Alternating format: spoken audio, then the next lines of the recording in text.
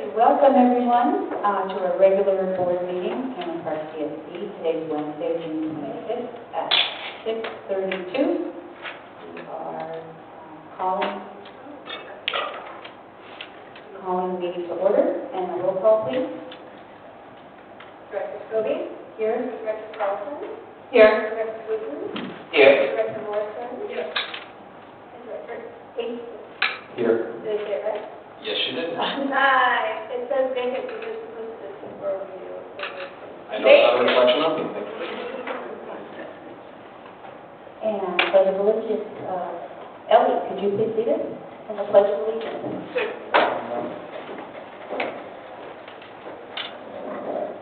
I pledge allegiance to the flag of the United States of America and to the republic for which it stands, one nation, under God, indivisible, with liberty and justice for all.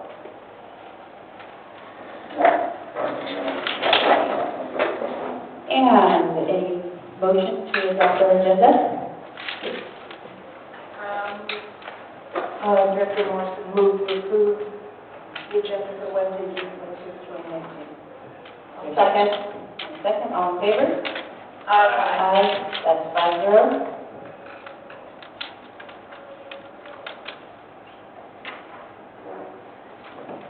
Moving on to our open forum, this is for non-agenda items. We would love to hear from the public.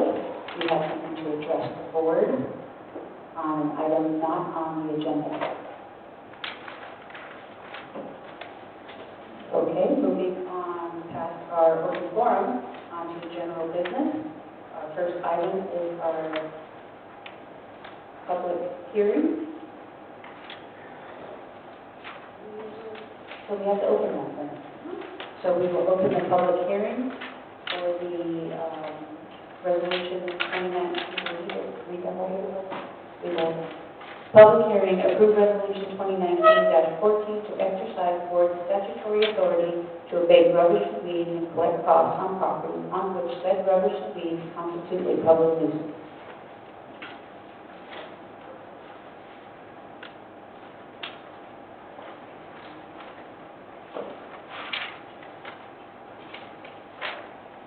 The recommended action is to receive and consider the general manager's report regarding the abatement costs, conduct a public hearing to receive and consider objections from property owners and myself, and confirm report by approving resolution 2019-14.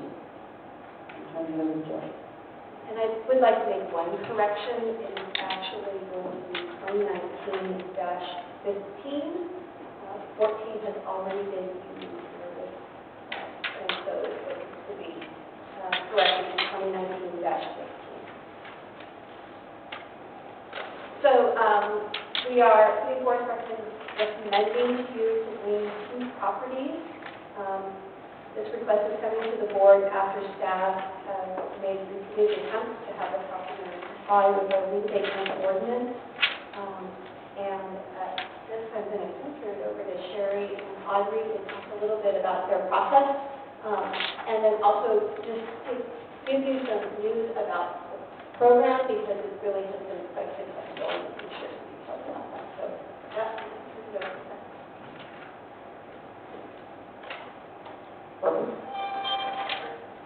So as I reported out at the meeting last Wednesday, this has been, we are now in our second year of enforcing an ordinance that actually has some teeth on it, where we've been able to abate.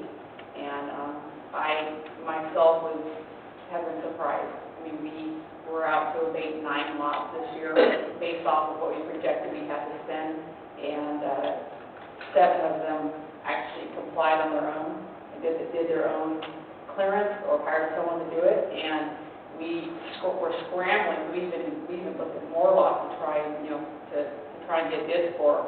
And it came down to where the contractors were so busy out there that we could not even get the work done on additional lots. So we did the two lots are being abated for the amount of the $9,820 that you see in the report.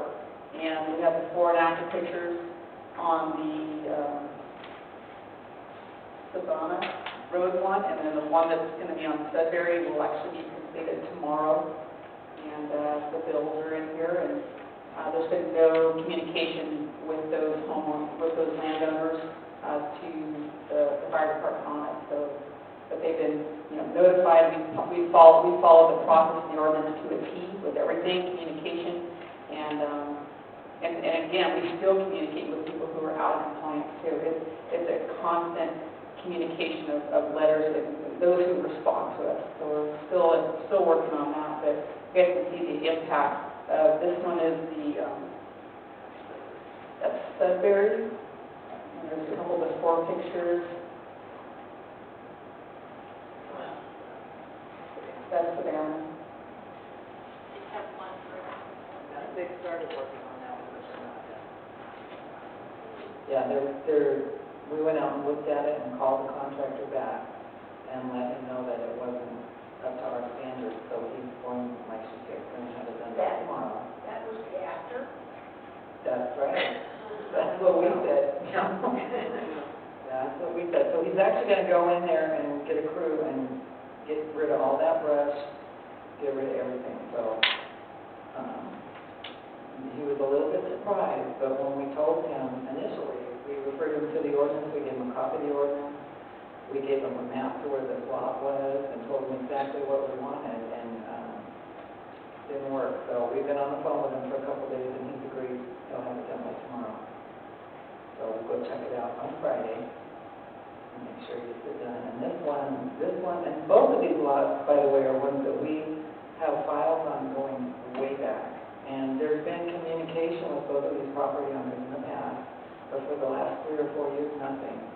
This one, it's a 4-acre parcel, which actually only has a requirement of a 30-foot clearance around it, but it fronts up to Cameron Park Drive, so, pretty visible. We wanted people to see that things are getting done, and that's the before on the Savannah side. And then we'll look at what it looks like in the next one. Wow. Big difference. I'm sure the neighbors are happy. Oh, yeah. And there's another one right next to that. That's from Cameron Park Drive on this one. That's 30-foot clearance. So, yeah, he did a good job. Initially, when we drove by, I wasn't too sure. And we went out and walked it with him because there's kind of a steep dip there you can see, and you can't see that part from the road. So we went out and took those pictures with him. And it's definitely 30 feet, so he did a good job. But just past that, and there's a little area called Plaza Colorado, which is right next to some apartments.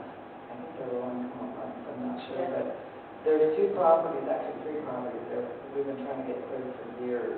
Yes. And they had trees growing into the playground and all of it. It was just crazy. So we were going to lien them. We hired and got the property cleared. And the property owner decided to pay us, and they paid us for our fees that went along with that. So that was pretty impressive. I was glad to see that. It was beautiful. And Jeff and I went out there and we talked to the gentleman that was clearing it, and he said the sheriff actually came out there and said, thank you, you've really lightened our load a lot, because people would go to the shopping center there at Bel Air in that area, and they'd steal things and they run and hide in there. They found couches. And they went above and beyond, and they picked up all kinds of drug paraphernalia because there's little kids in the apartment playing, A vendor will use the future for sure. Yeah. So is this Cameron Park Drive? Yes. That is. So is this going It's kind of right next to Walgreens. northbound towards Green Valley? No, that's That's one of the freeway. Southbound. On each So side. Walgreens is up on the top. Yep. Yeah. Yeah. Right before Hacienda Park. Exactly. You got it. The dog park. Yep. And the dog park is looking really good right now. That's very nice. Guys did a great job. Yeah, we've all driven by this how many times a day for years. Unfortunately, the lot next to it, they did a wonderful job on that one too, but it's starting to grow back a little bit. But, we keep calling people, and all the way through the summer, we call people, and they get out there, and we've seen a lot of success with that. As long as people know that we're paying attention, I think it makes a difference. So did the people whose property we cleared here, did they make any comment as to the cost? I'm sure they had a bigger bid than what we paid. And we haven't heard a word from the people that own the property. Is I that thought you heard from them, and they agreed to pay. No, that's not this property, I'm sorry, it's the one just, Sudbury. it's the one right next to that on Plaza Colorado. I don't have pictures of, I I know what you pictures mean. here, but, Up next to the driveway that goes out of the Walgreens, yeah, back there. yeah, I know what you exactly. Exactly, and I do have pictures like I say in here if you want to see that, I just didn't put them up there. We're just providing pictures of the properties that are being leased. Yeah, you should drive by and check it out. Go in behind there. It looks really good. Is this the time for us to ask questions? Yeah. Are you done with your report? Do you guys want to talk a little bit about the program, or do you feel like you've done that? I think that's right there. You did it? Okay, For that's us. fine. Show us some more. I was gonna say, that there's the timeline, and I know that General Manning can attest that communication that we have, it happens so fast. I mean, there's literally, there's the last letter, and then the folks are out there doing the final inspection, they're saying these are the ones that we're gonna abate, we identify them. Contractors are in demand because of the county ordinance specifically, that they may even respond with a quote or a bid, but when you're making that contact to actually do the work, they were like going there like nobody's calling back, and it was constantly.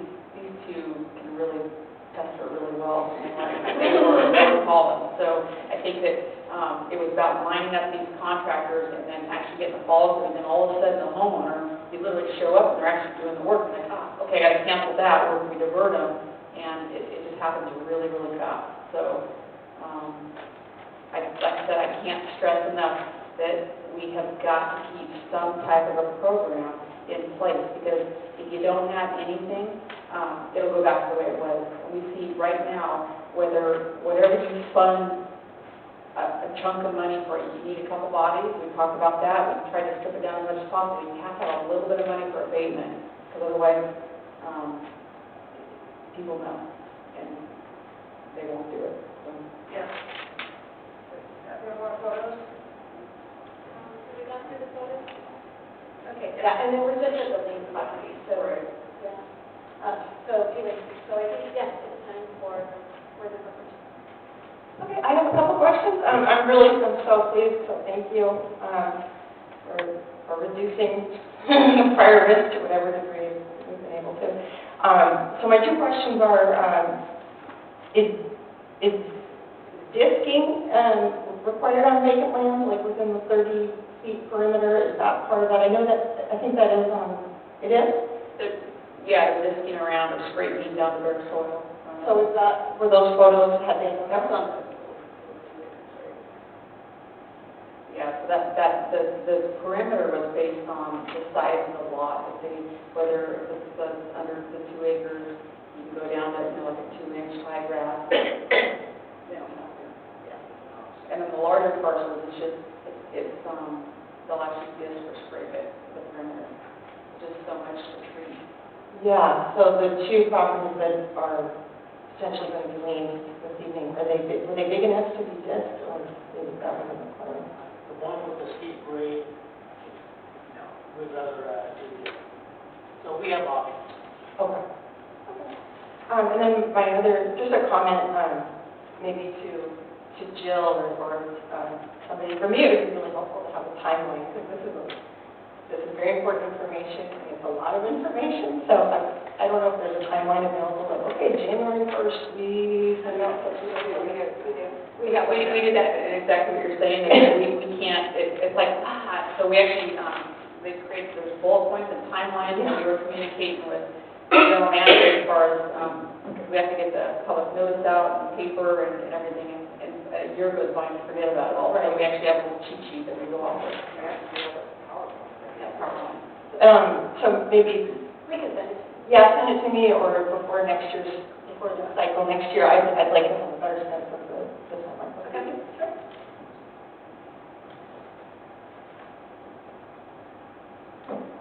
So I'm getting the impression that we kind of need some work on our ordinance, that the timing is not good Do we have a plan in place to address that to make it easier for them? We've kind of talked about this quite a bit. I did ask Jason at one point, my question to him was, if we chose to pursue properties late fall or late winter when the weather changed, could we do that under our existing ordinance? And he said yes.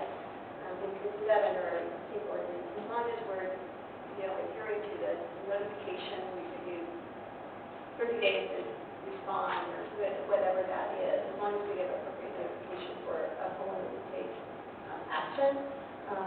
He said we can do that if there is an emergency and we feel it's a threat to our community. What we can also do is add language to the current ordinance that simply kind of has that clause in there that we may pursue properties outside of the specific time frame. So we'd love to deal with that too. I think that makes more sense. We noticed all the properties for both improved and unimproved lots.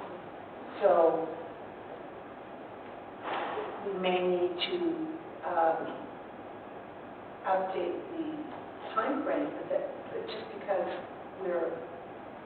we don't know how much money we'll have at the end of the first, like at the end of this process, we may end up having, we've allocated $30,000, we may have $10,000 or $15,000 left, but not have the capability, perhaps, to do the work until the fall. So it seems possibly discussing the ordinance and fire emergency services. And correct me if Because I'm- to be able to do this work in the fall is just as important. and correct me if I'm wrong, weather impacts us too, because the issue is that later rains and cooler weather, what would normally be happening in April, May is now happening May, June 20, with a 76 high today. This is still going to be going on, so is there anything in our language we need to take into account for that? Well, that's actually, so I said a tight time frame.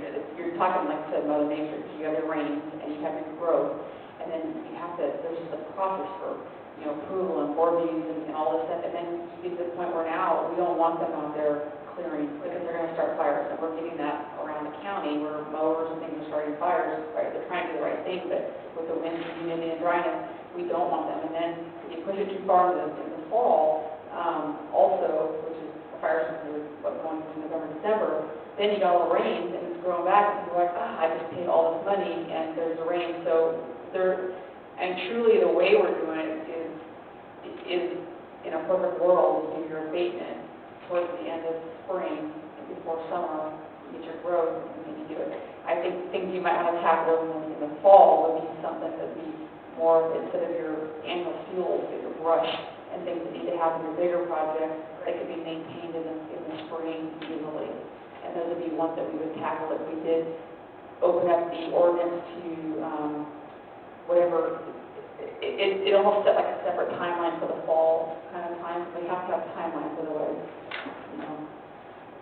So, I mean, we definitely have talked about exploring doing that, and then you put your lead process would happen with that next spring one too.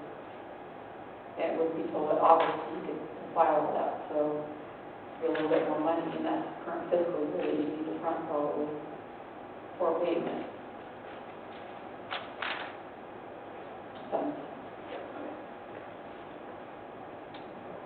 So does that mean we are going to be relooking at ordinance? I guess I'm not clear on if we're going to be I making can changes. have a follow-up conversation, if there's interest in doing that. I can have a follow-up conversation with Jason about adding some language so that our timelines are a little bit more flexible. I don't want to think that doesn't sound right, but so that we can work outside of the specific timelines that are embedded in the ordinance.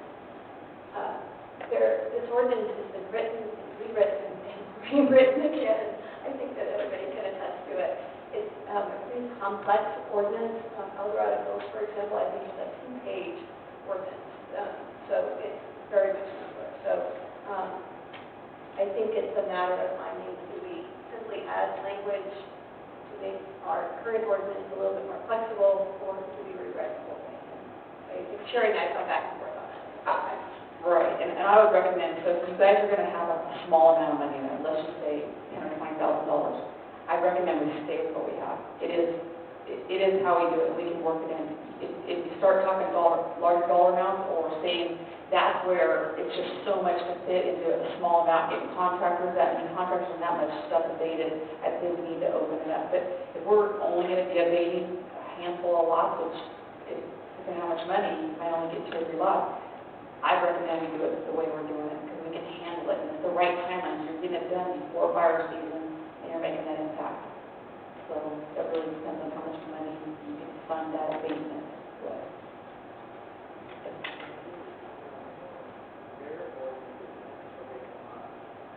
Yeah, a lot of those only for vacant lots, and speaking of that, we had the fire chief meeting today, and their chief kind of looked over and kind of goes, I was kind of bragging how our program is working. He goes, oh my gosh, because I wish ours was too, because they're dumping a ton of money because people are not complying down there. And so, it's kind of cool. Okay. So we'll be reporting back through fire committee, working, Cameron Park Fire Department will. All right, any other questions from the board? Okay, and public comment on the side? Well, you know how I feel about what these people are doing for our community, and I talk to many people in my job, and I cannot even tell you how many people are really paying attention.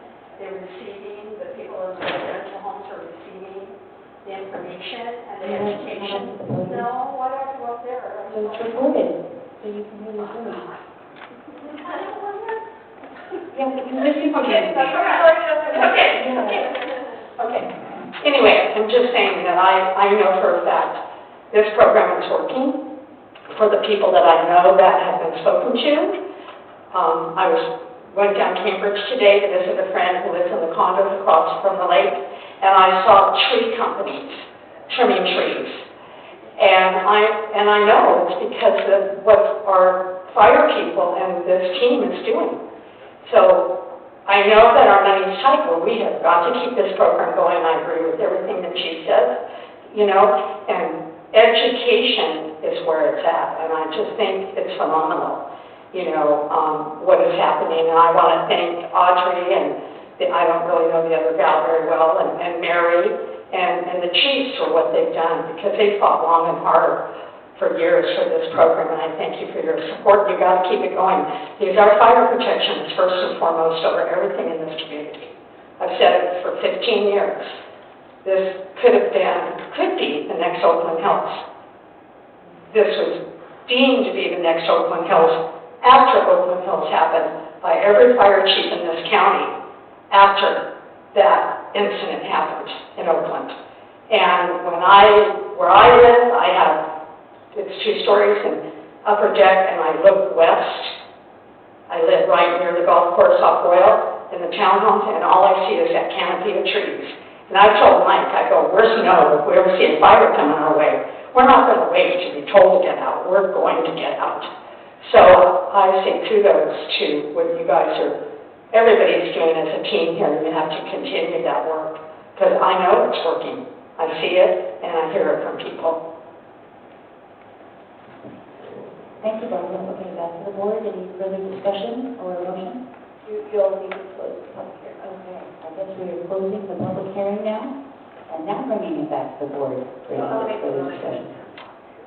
There's no other comments.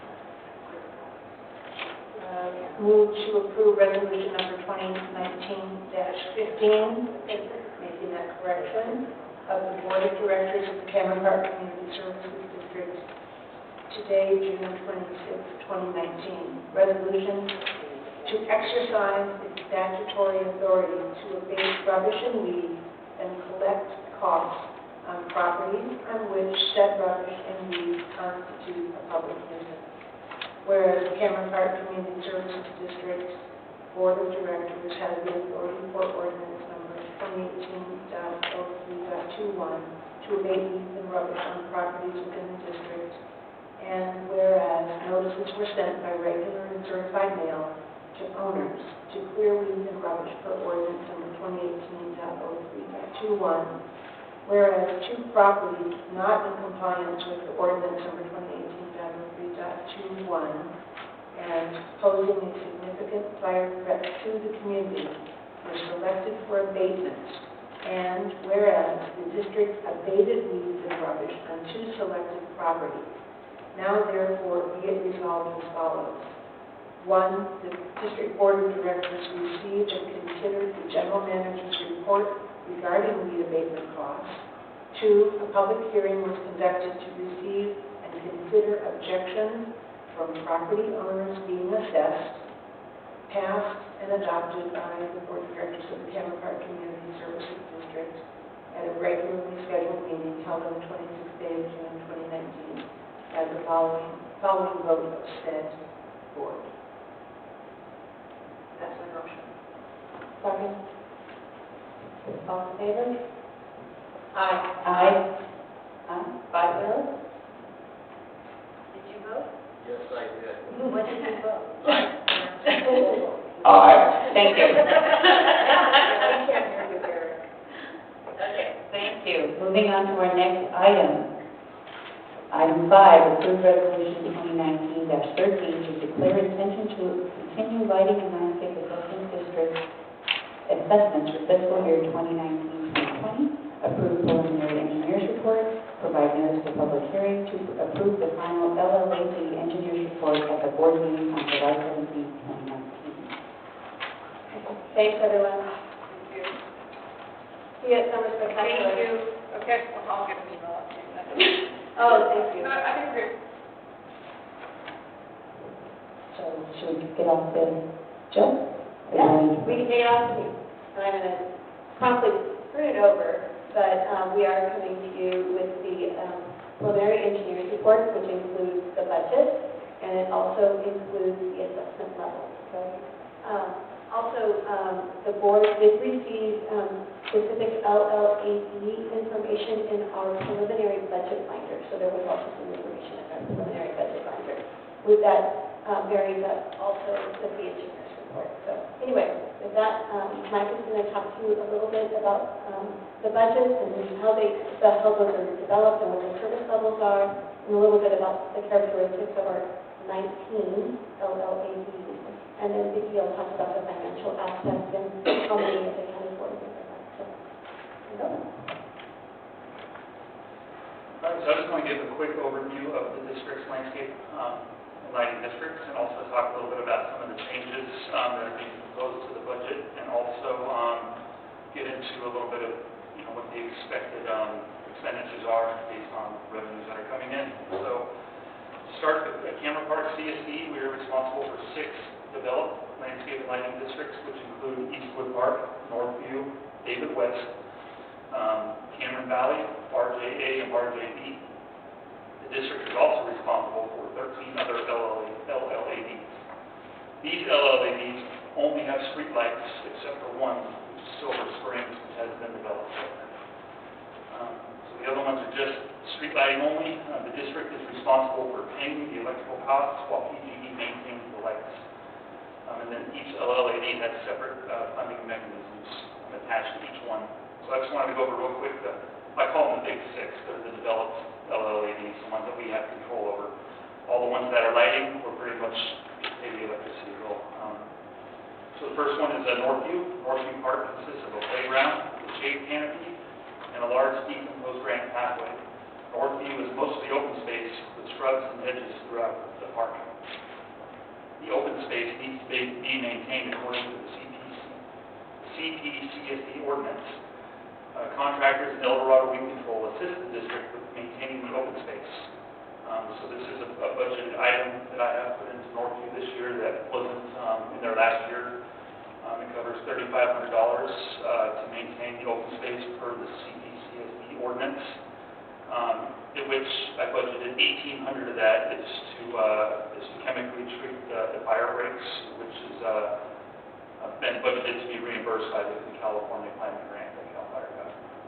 The other remaining money is to have contractors come in and cut the fire breaks out. The next one I want to talk about is David West. It consists of a large turf area, 2 large open space areas, and a Little League baseball field. The The open space to the west of the park contains 2 seasonal ponds. Once again, I've budgeted $2,500 to help maintain the open space lots, the 2 ponds, and then the pie-shaped lot that's directly to the east of the property. Once again, that work, especially the chemical treatments of it, is going to be reimbursed by the California Climate Grant.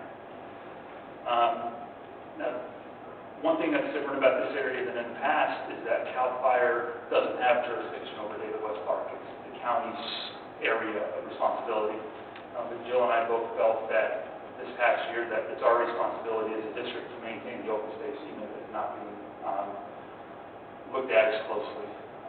It's our job as stewards of the community to do so. So that's why the money's being budgeted this year to maintain that area.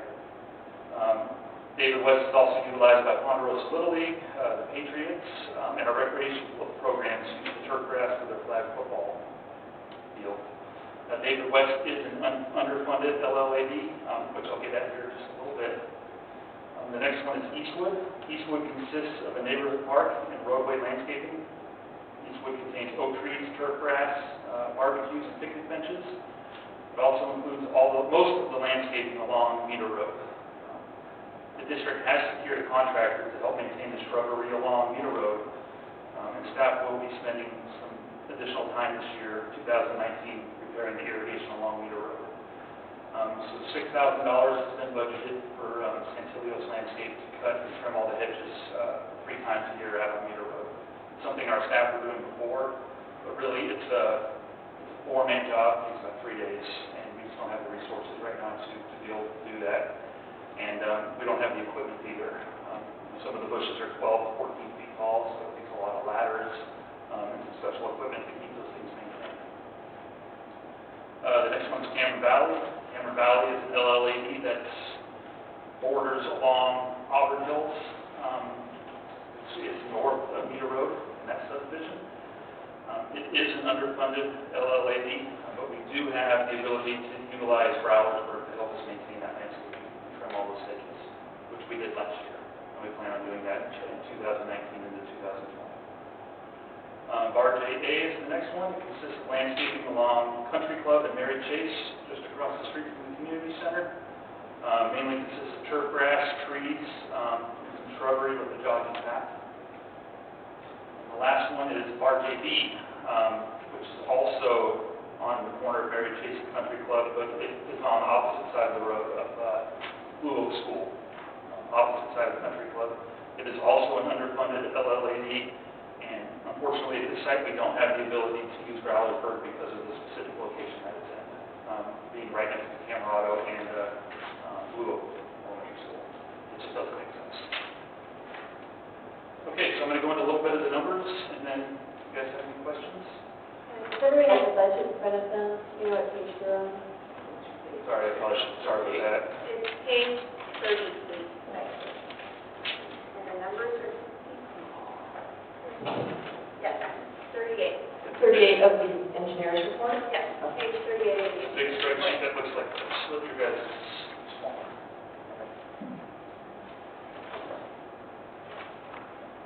So out of the 13 landscape and lighting districts that are just street lighting only, there are 2 of them that are currently upside down. Those 2 would specifically be Goldorado, which is number 35. The expected expenditures is $4,766, which is electricity costs, with a total assessment expected to be $3,020. And one of the big jumps there is, Jill might want to touch on this a little bit, but there are a lot of streetlights at the end of Fowler Lane up by the Ponte Palmero that were never turned on due to the lack of funding. So we met with Ponte Palmero, we met with the county, and decided to turn those lights back on because they were having visibility issues driving up to Ponte Palmero. Those lights were recently changed from high-pressure sodiums to LEDs. So the true electricity cost is kind of yet to be determined because that change happened, I want to say, at the very beginning. 6 months ago or so? 8 months ago, yeah. Yeah. So now they're all LED overheads instead of the high-pressure sodium. So that's one we'll have to definitely keep an eye on. We met with the supervisor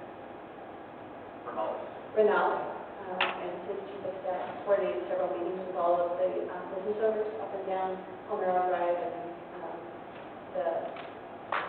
all of them were there, but Hunter Palmero was really wanting to get this pipeline. And so our PG&E had done an assessment to say, you know, if you switch them all out to LEDs, I think that your savings on LEDs will more than compensate for the additional lights that you want to turn on.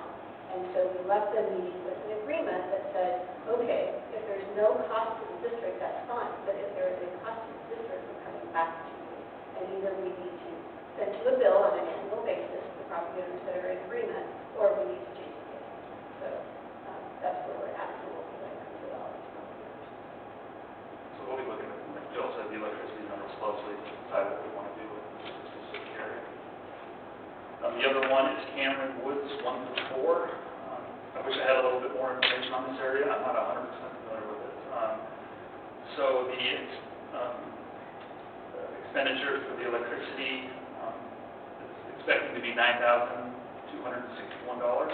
This is number 38 too, on the district designation, with a total assessment collected to be $8,110.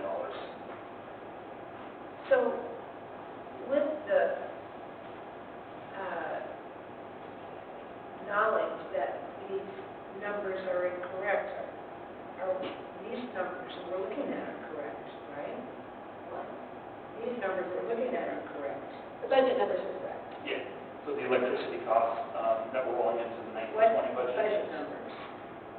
This page 38 or whatever it is, 38. Yeah, you look at These are expenditures correct, all the way to. so I didn't think we had completed our assessment of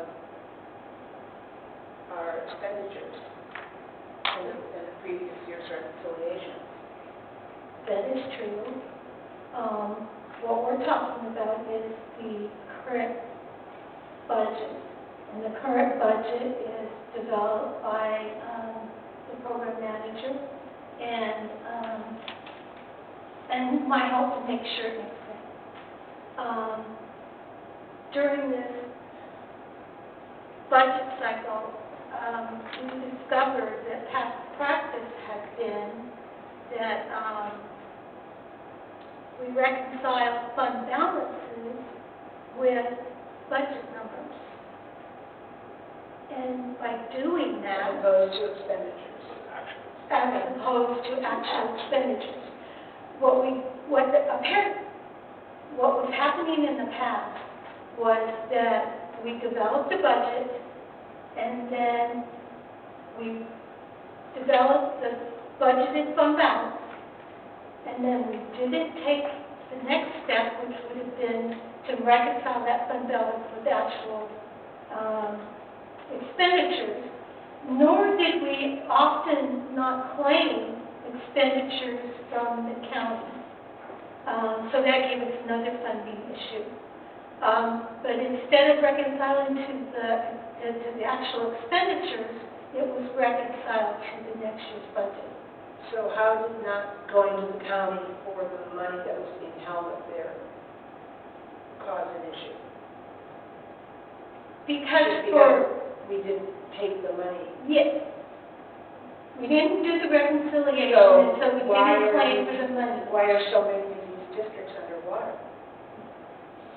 Just as I told you, it's because the practice was that you reconciled your fund balance with budget numbers. You never reconciled the actual numbers. So the next year, they just rolled the budgeted fund balance, which was not correct. So how can we approve this if it's not correct? So I want to make sure, and maybe I'll just say it a different way than Vicki is saying it. We are confident in the budgeted numbers. We are confident in the assessment that we collect, and we're confident we have looked at PG&E bills. We've looked at, where I have a very extensive spreadsheet on PG&E bills. Mike knows what the costs are, the water costs. So we're very confident in our annual budget. What we don't know is what those fund balances are. And they could be good, they could be towards the better, or they could be towards the worse. But until we do that reconciliation, we don't know what the fund balance is. So that's where we're at. So we are confident on the annual budget, and you're correct. Even in the lighting districts, there are PG&E bills that exceed our annual assessment. And we have to go out to our property owners and fix that. It's crazy. It's crazy. So, So, we went out, okay, I am objecting to Director Wooten. I have complained to 2 board presidents. You cannot speak out to the public or to a director while they're speaking. And I'm sick of it. You make a comment about every person who gets up to speak, and you cannot do that, Director Wooten. I'm speaking. If you don't like it, then you speak up when it's your turn.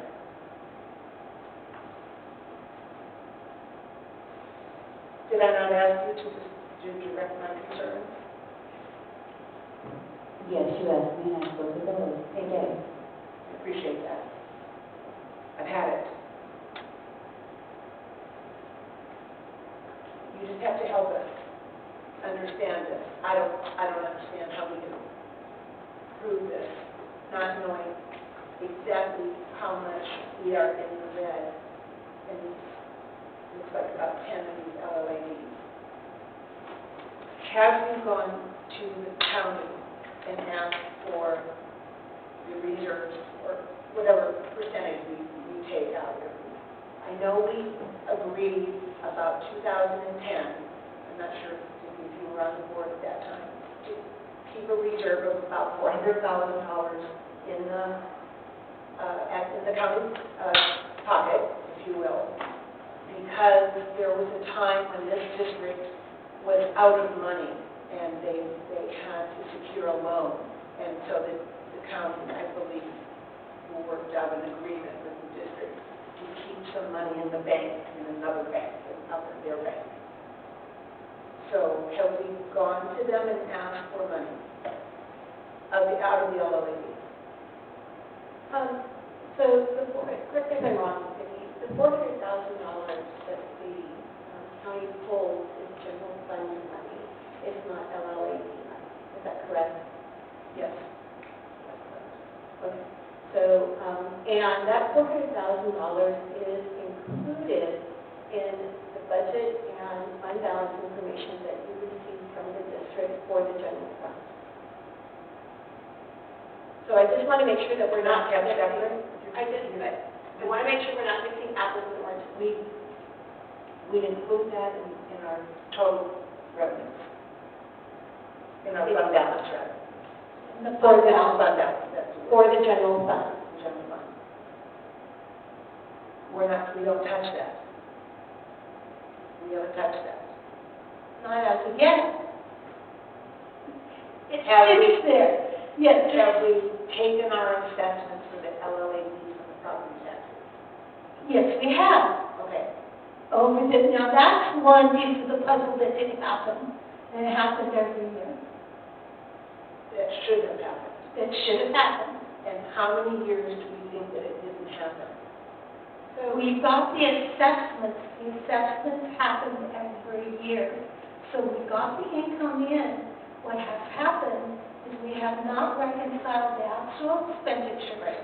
So we haven't pulled the money from the county to go to accurately calculate the fund balance. My concern is that looking at this SCI table here, we are underwater in about 10 of them without having completed our assessments. I'm concerned. The assessment, the property special assessment has occurred or will occur in this next budget, this next assessment cycle. Question of clarity, if I can. When you're talking about assessments, very much, are you talking about the assessment of the property or our assessment of the budget and the funds? That's, I'm not sure. Our assessment. Am I asking about what? Your question left me with two possibilities. Are you talking about the assessment, our assessments of the properties, meaning that I'm what talking becomes about- revenue, or our for Vicki's assessment or analysis I'm of the talking projects. about table 22. If you want, under the subtotal for expenditures, you want that number to be smaller Correct. than your total donation. Correct. And about 10 of them are not. And this is before Vicki has completed her reconciliation, if you will, of past bad practices that she and I talked about. So I'm terrified that they're already underwater here, and if she goes in to do her assessment, I'm quite concerned that we're going to find discrepancies and even further underwater.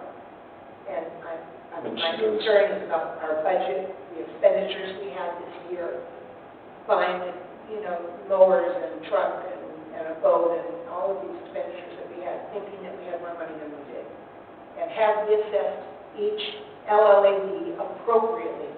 We bought a mower for Dave West. Are we using it in the rest of the district? Are we using it in other LLADs? And have we assessed those districts for the expenditures for the new capital improvement projects? Want to speak to that a little bit?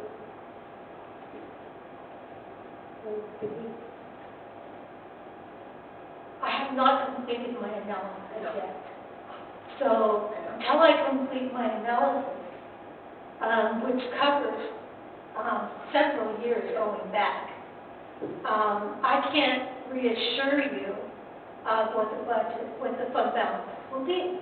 Some may go up, some may go down. I can't say.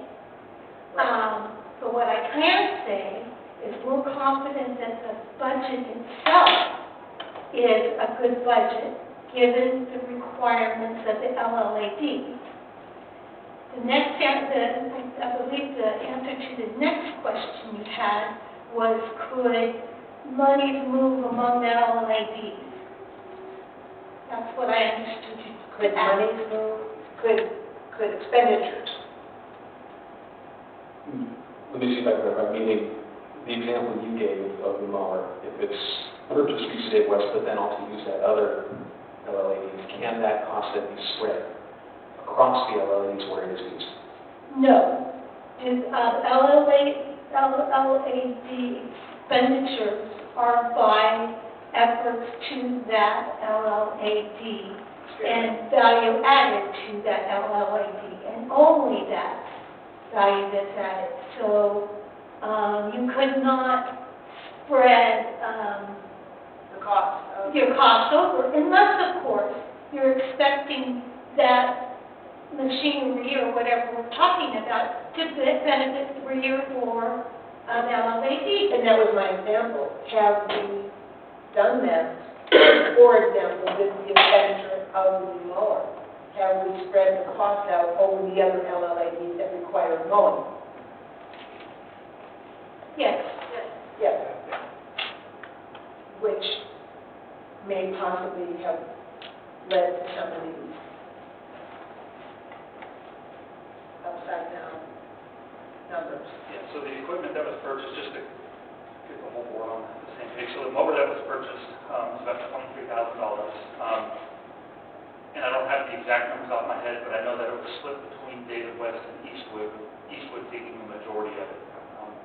That mower is used weekly at David West and Eastwood, sometimes twice a week at Eastwood. The Parks Department maintains that lawnmower. It does not come out of the LLAD budgets because the parks use that mower. It's like our emergency mower. We absolutely have to have it. It does go out in the parks, but the parks support the oil changes, the belts, all that kind of stuff. So they've been split over. The majority in Eastwood, a little bit of David West. The new truck got split between all 6 of the major LLADs. It's actually 7 on here. If you guys see number 39 and 50 are both RJA, so no one's confused.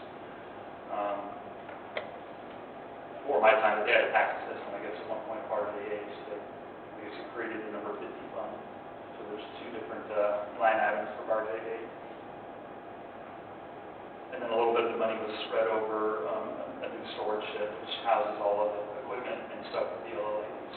And it was split between all... Is that at the lake? It's all set, it's at the lake, yeah. Split between all 7 of the LLADs.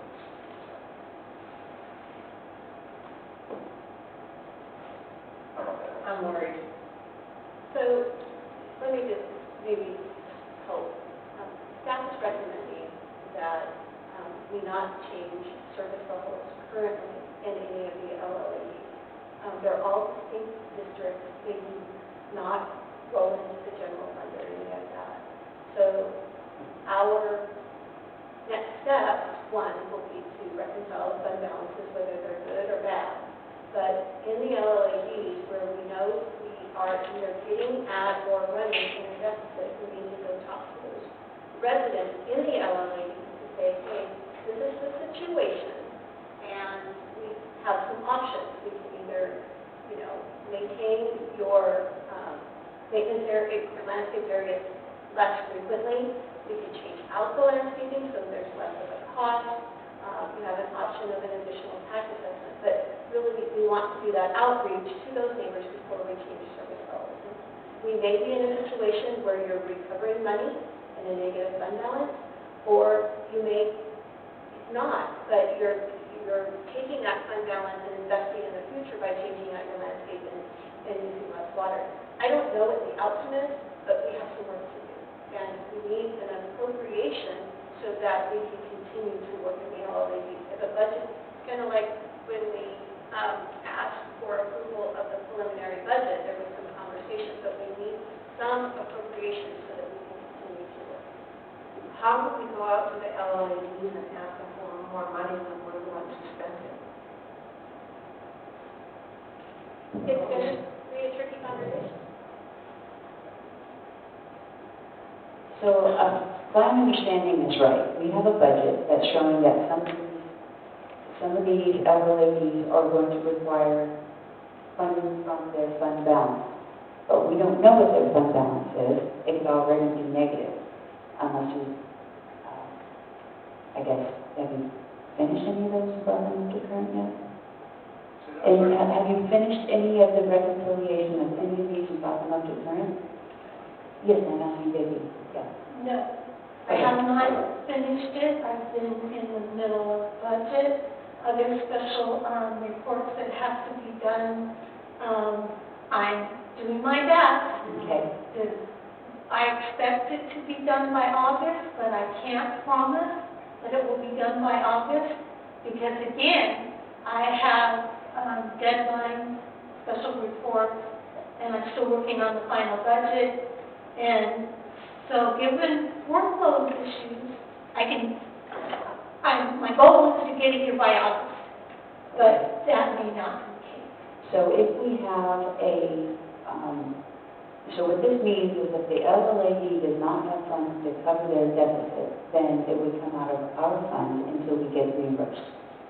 If we ever get reimbursed, that would be part of the plan to make sure that the CFC got reimbursed. The assessment continues.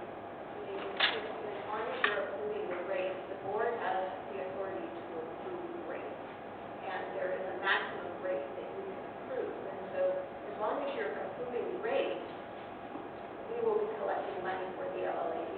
If an LLAD is in a negative position, we continue to collect those assessments until the fund balance is at positive. So it's going to be, you are absolutely correct, it's going to be a very uncomfortable conversation with these residents. But I don't know how else to go forward. I mean, and that's kind of the bottom line. I just don't know how else to go forward. I mean, we daylighted an issue, we needed to daylight the issue. And we will take steps to try our best to resolve it. Question, particularly talking about some of the LLDs for just lighting. So looking at Colorado, looking at Cameron Woods, for instance, are those locations that have been changed to LED lights, where that will impact fund numbers? So Colorado has been switched to the overhead LED streetlights. Cameron Woods, I think Colorado honestly is the only one that has. So all the 8-foot black decorative lights around town are still high-pressure sodium. When I first got here, I had conversations with PG&E about getting us on a list for a program that they're trying to develop to come through and replace communities like ours with LED lights. I talked to them about 3-4 months ago or so, and they still hadn't really made anything on that. So unfortunately, it is what it is. with fund balance, we might be able to hire a contractor to change them out. So, you know, that could be an option moving forward. So I'm going to take a stab at my interpretation of what's happened. My interpretation is that for each LLAD in the past, as Vicki pointed out, there was not an actual budget to actual analysis. So the district maintained these LLADs. I'm thinking that they didn't cross funds from one LLAD to another. They just lived beyond their means, basically, within each LLAD, and we don't really have an accounting for that. So what I'm trying to say is that, you know, at least the LLADs got their maintenance. I mean, they were maintained maybe more than they could really afford. They didn't know that they were over. But it's not like that money went into some other unknown pocket or something. So that's my understanding. So I'm grateful that you're willing to dig that far back into old records and try to figure it out. And I understand it takes a long time. And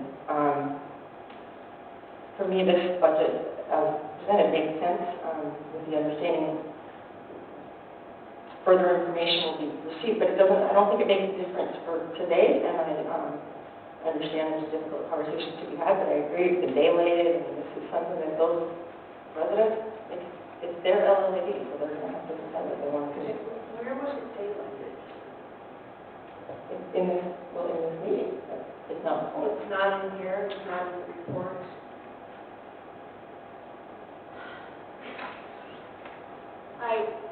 Daylighting meeting, we acknowledge that the fund balances that had been contained in past engineers' reports were reconciled to budget.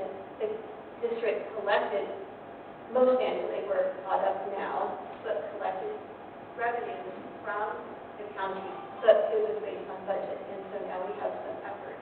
It could have been that the staff adhered to the budget and spent no more. It could be that they didn't, and we just don't know until we go through that. And that's one clarification on Director Carlson's statement, is we don't know if more was spent or less was spent. We simply know that the district went to the county to receive the assessment number, and that was it. Okay, so we can't even say the way it was done, but we know that the numbers in this budget are accurate based on previous year. We know the cost. We know the costs are accurate given the service levels that we've been assumed to get. We also know that the assessments will come every year as long as you approve the ability to assess. And that's what you're doing with this report. Polly, I wanted to point out it is daylighted in the report, on the staff report on page 3 of 3.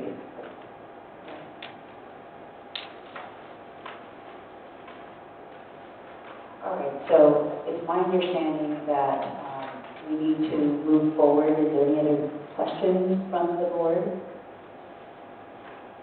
Then we can take it out to the public.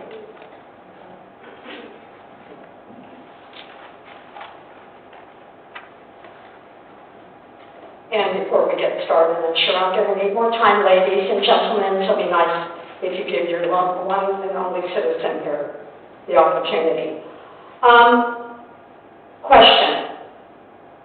Board members, have you ever been told how much money is held at the county in the restricted funds? Do you know how much money? Do you know how many restricted funds you have? I'm not understanding this, and I'm not trying to be rude, but Vicki, we went through this dance when you were part of our group and when you were on the board about them not tracking the LLAD costs. And it did get corrected for a while, so it hasn't gone. It has, I know, because I have emails from Bob Visconda, because I can't keep on top of all of this. I spoke to Mr. Visconda, and you guys requested $819,026 November 2nd of 2018 out of your LLAD funds. So you must have something. I mean, you must have been tracking something. This administration, I'm talking the prior, this administration. I'm looking at your LLD funds, and you do have money in all of them.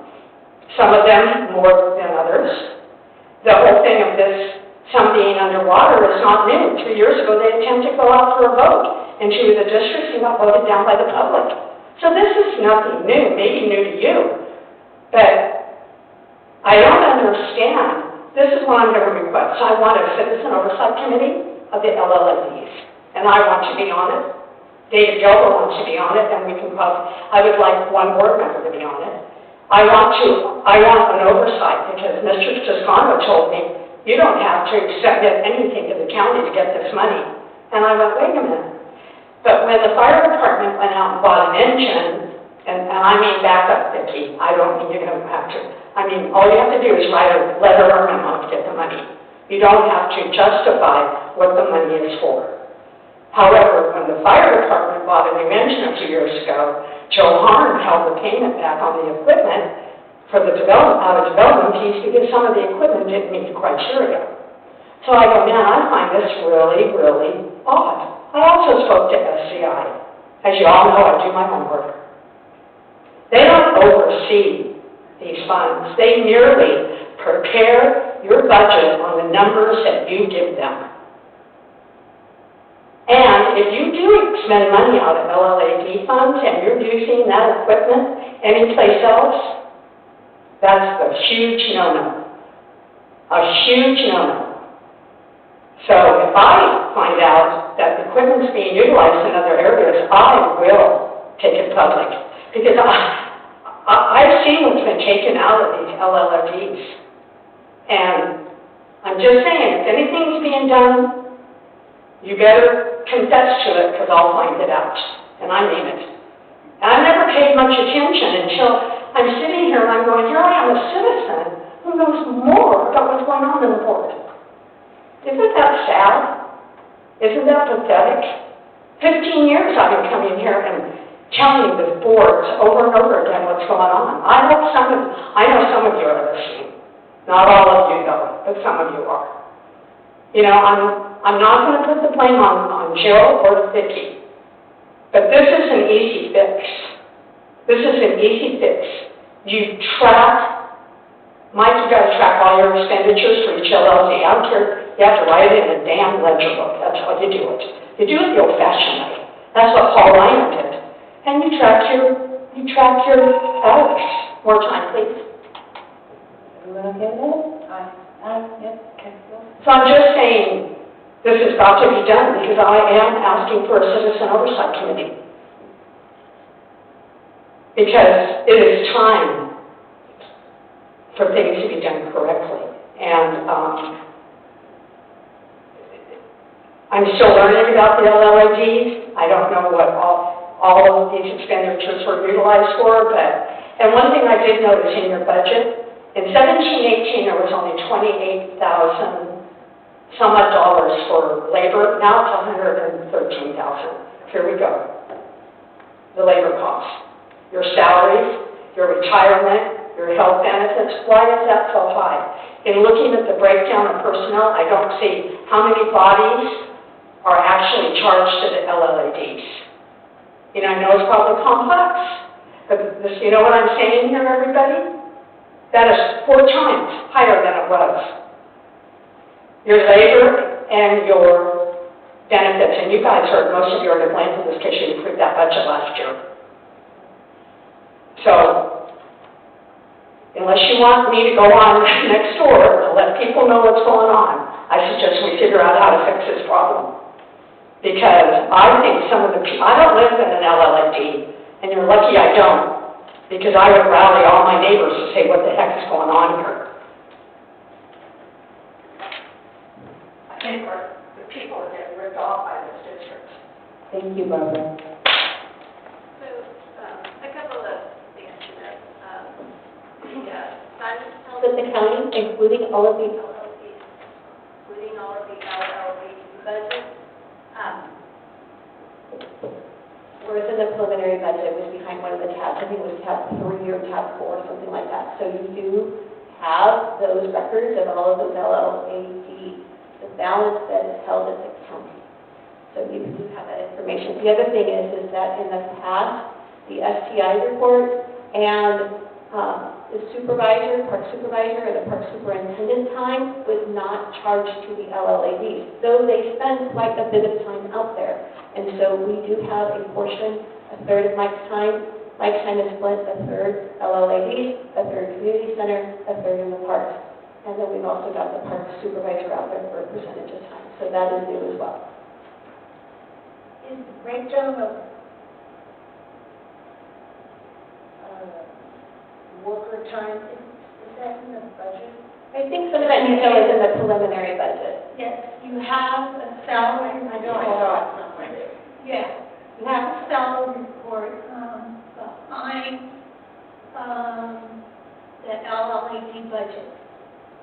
In the preliminary budget, in the budget line, right? Yeah, it's behind tab 12, before the first blue. It's under Oh, I part. saw it. So, Ms. Rogers, it is in our, I can't hear you.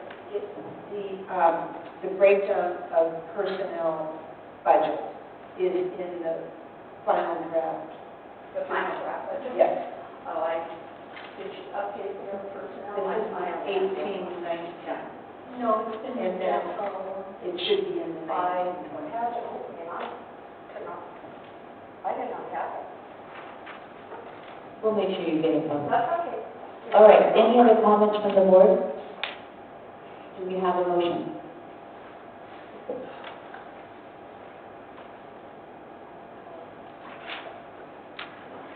Look what the language I'm looking for is, but what I feel to say, I move to approve the budget as presented for LLAD. We can read item 5, presented, please.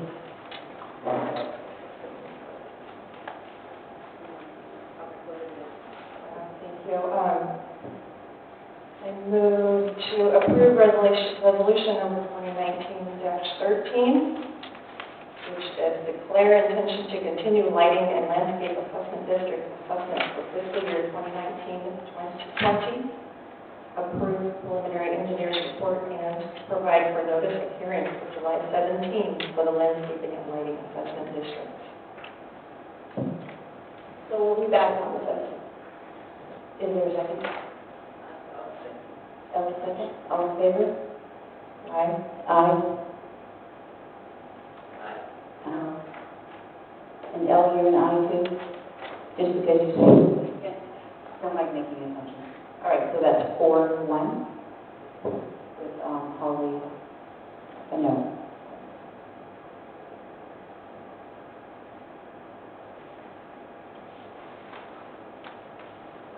Okay, moving on to item 6, general matters to and from.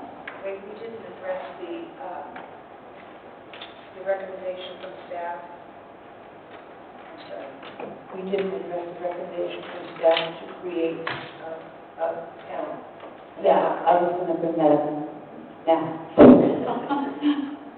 If someone else did. So, item 2 and from. Welcome, Eric. To the board. I'm having trouble hearing you. You're a little muffled and, yes. It's not your fault. It's not your fault. I am a welcome. Yes. I thought I was very clear. Your mid and low frequencies are quite full. Sorry, that's sound Okay, check. so, welcome, Eric. Is that better? Okay, I will no longer be muffled. You're fine.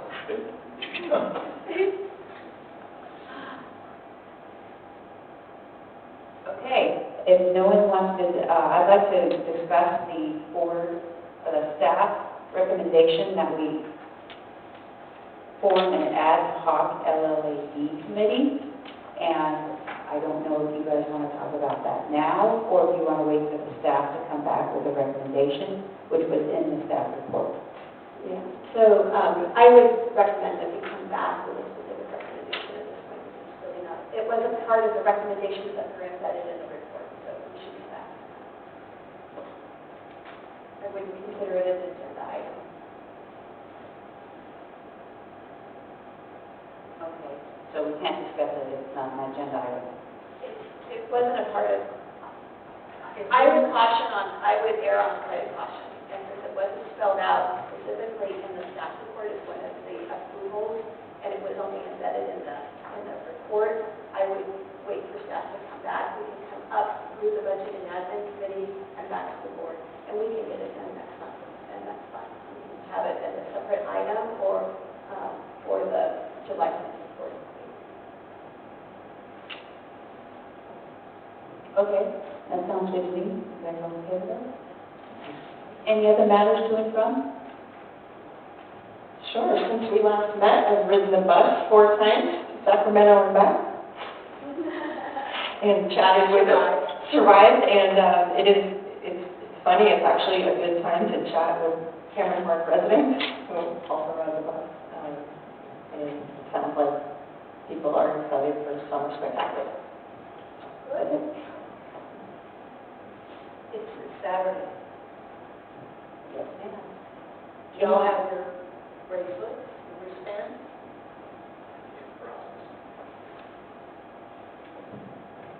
Okay, anybody else want to speak? Okay, then the next item would be to adjourn. Do we have a motion to adjourn? There's a line here of upcoming trainings and community meetings.